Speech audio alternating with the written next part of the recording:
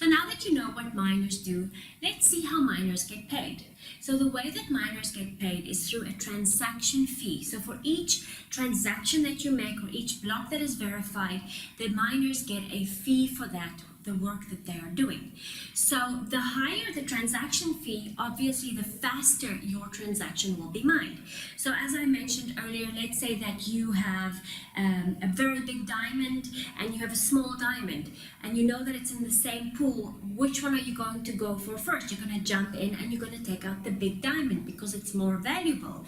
So this is the same with transactions. The miners look at the pool of Bitcoin and verifications, and they take the most, the one that will give them the highest value. So let's say someone asks you to do a job for them. One person is giving you $10, one is giving you $3, and one is giving you $1. Which job would you accept first? You will for sure first go for the one that will make you more money. And that's the same with verification. So there's a few ways of calculating these transactions based on the various cryptocurrencies. I'm going to give you the exact formulation for the Ethereum transaction fee. So Ethereum uses the terminology called the gas price. So it's very similar to the gas that you put in your car. You put a certain amount of liter in the car. Now, when you calculate how much a full tank is going to cost you, what do you use?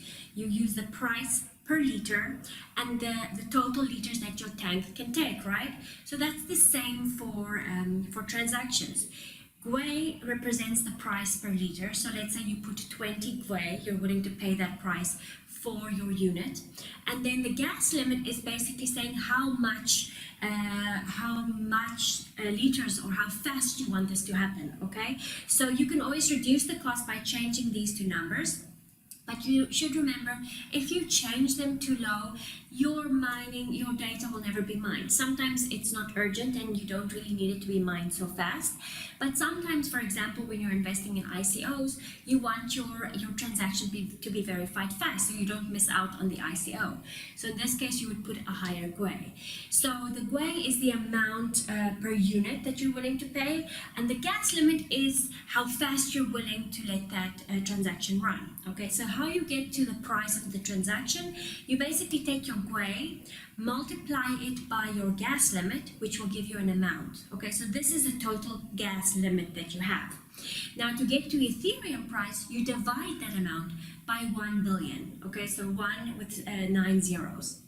And then you have an amount that is, you then multiply based on the dollar value you've exchanged. So let's say you wanted to exchange $300 worth of Ethereum, you would mine that amount by 300.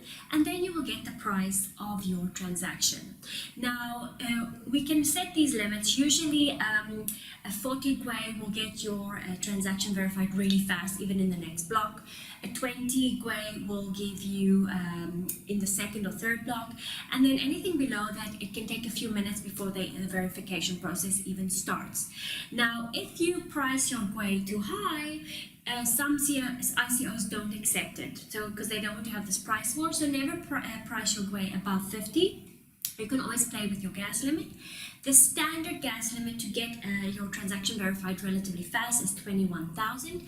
And you'll see also, we'll discuss it in the ICOs, these ICO companies usually recommend the gas limit that you should use.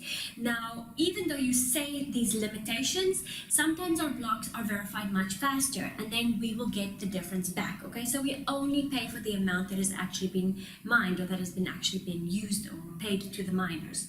Another thing that's important to use, that these there's a few miners working on one block, so your gas fee is going to be split proportionally to all of these people that mined the block. So that is a gas fee. It's important to know it. Transactions are going up and down all the time, the fee, so it's never standard. So if you are very price sensitive, please always have a look at the gas fee.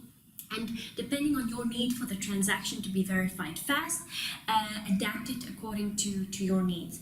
But again, it's important to know it. Now with Bitcoin, the transaction fees are very, very complicated. So what I've done is I've just added a link for you in the resources, enabling you to put all that information, and then it will automatically calculate your transaction fee.